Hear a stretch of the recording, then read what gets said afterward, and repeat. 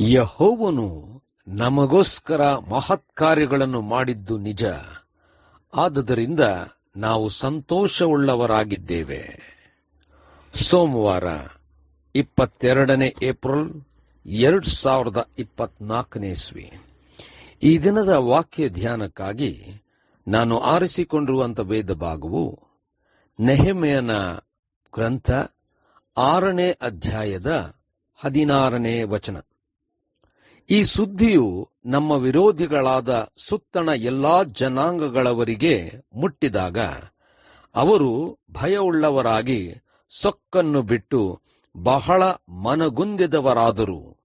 ಈ ಕಾರ್ಯವು ನಮ್ಮ ದೇವರಿಂದಲೇ ಪೂರೈಸಿತು ಎಂದು ಅವರಿಗೆ ಮಂದಟ್ಟಾಯಿತು ಎಂಬುವಂಥದೇ.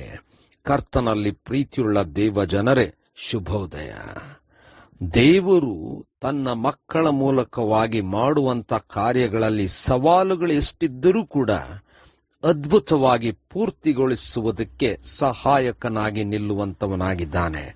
ದೇವರ ನಾಮಕ್ಕೆ ಸ್ತೋತ್ರ ಉಂಟಾಗಲಿ. ಕರ್ತನಲ್ಲಿ ಪ್ರಿಯರೇ, ಈ ವಾಕ್ಯ ಧ್ಯಾನ ಮಾಡೋಣ. ಈ ದಿನದ ವಾಕ್ಯ ಧ್ಯಾನದ ಶೀರ್ಷಿಕೆ ದೇವರ ಸಹಾಯ. ನೆಹೆಮೀಯನು ಯೆರೂಸಲೇಮಿನಿಂದ ದೂರದಲ್ಲಿ ತಾನು ಅನ್ಯ ದೇಶದಲ್ಲಿದ್ದಾಗ ಯೆರೂಸಲೇಮಿನ ಪೌಳಿಗೋಡೆಗಳು ಬಿದ್ದಿರುವಂಥದ್ದನ್ನು, ಹಾಳಾಗಿರುವಂಥ ಪರಿಸ್ಥಿತಿಯನ್ನು ಕೇಳಿ ಅಳುತ್ತಾ ಪ್ರಾರ್ಥಿಸಿದನು. ಆದರೆ ಅಲ್ಲಿನ ಅರಸನು ನೆಹೆಮೀಯನ ಬಗ್ಗೆ ಪ್ರೀತಿ ಕಾಳಜಿ ವಹಿಸಿ ತಾನು ಅಲ್ಲಿಂದ ಹೋಗಿ ಯೆರೂಸಲೇಮ್ ಗೋಡೆಗಳನ್ನು ಕಟ್ಟಬಹುದೆಂಬುದಾಗಿ ಎಲ್ಲಾ ಸಹಾಯವನ್ನು ಕೂಡ ನೆಹೆಮೀಯನೊಂದಿಗೆ ಕಳಿಸಿಕೊಟ್ಟನು. ಆದರೂ ನೆಹೆಮೀಯನು ಬಂದು ಇಲ್ಲಿ ಗೋಡೆ ಕಟ್ಟಲಿಕ್ಕೆ ಪ್ರಾರಂಭ ಮಾಡುವಾಗ ಹಲವಾರು ರೀತಿಯಾದಂಥ ಸವಾಲುಗಳನ್ನು, ಸಮಸ್ಯೆಗಳನ್ನು ಎದುರಿಸಬೇಕಾಯಿತು. ಆದರೆ ದೇವರು ಎಲ್ಲಾ ರೀತಿಯಲ್ಲೂ ಕೂಡ ನೆಹೆಮೀಯನಿಗೆ ಸಹಾಯ ಮಾಡುತ್ತಾ ಹೋದನು.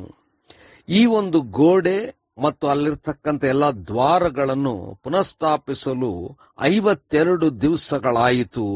ಎಲ್ಲವೂ ಪೂರ್ತಿಗೊಂಡವು. ಆದರೆ ಕಟ್ಟಲಿಕ್ಕೆ ಬಂದಂಥ ಸವಾಲುಗಳು, ಅಲ್ಲಿನ ಜನ, ಅವರ ಮಾತುಗಳು, ಅವರ ಹಾಸ್ಯ, ಎಲ್ಲಾ ರೀತಿಯಾದಂಥ ವಿಚಾರಗಳು ಇವರನ್ನು ಕುಂದಿಸುವಂತೆ ಮಾಡಿದ್ದರೂ ದೇವರ ಸಹಾಯದಿಂದ ಎಲ್ಲಾ ರೀತಿಯಲ್ಲೂ ಕೂಡ ಇದು ಪೂರ್ತಿಗೊಂಡಿತು ಎಂಬುದಾಗಿ ನೋಡುತ್ತೇವೆ.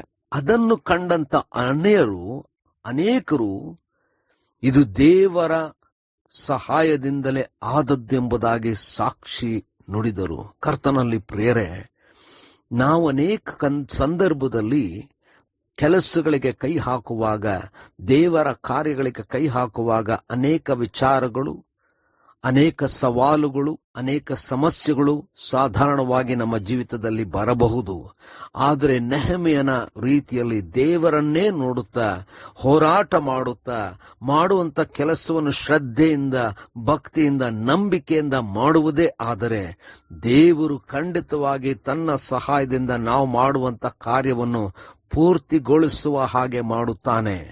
ಅದಕ್ಕೆ ದೇವರನ್ನು ಆತುಕೊಂಡು ಎಲ್ಲಾ ಸಂದರ್ಭದಲ್ಲೂ ದೇವರ ಸಹಾಯದಿಂದ ಎಲ್ಲಾ ಕಾರ್ಯದಲ್ಲೂ ಮುಂದೆ ಸಾಗೋಣ.